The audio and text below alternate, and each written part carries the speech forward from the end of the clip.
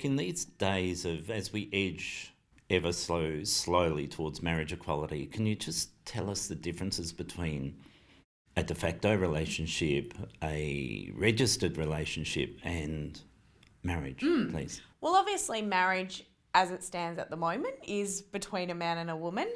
Fingers crossed. That will change soon, but that's the legal recognition of a marriage. We have, in most states of Australia and absolutely here in Victoria, the ability for people to register their relationship. So there's a Victorian Relationships Register.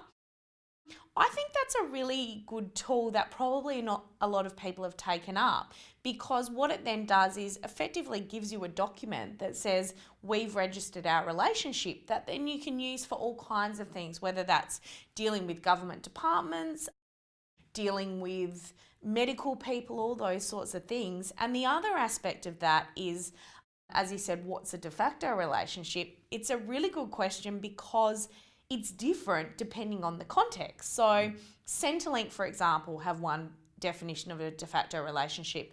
It might be that if you're dealing with a medical organisation, they might have a definition of a de facto relationship. In the Family Law Act, we have another definition, and I guess that definition is used when people want to bring a claim against someone who they're separating from. How do we determine if they're in a de facto relationship?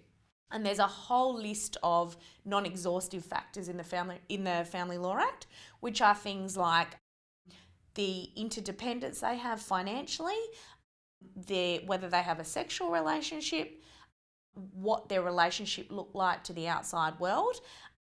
There's no requirement for them to have lived together in the Family Law Act, which is really interesting and has resulted in some interesting cases where people have been perhaps married to one person but found to be in a de facto relationship with another at the same time. So that can be quite complex.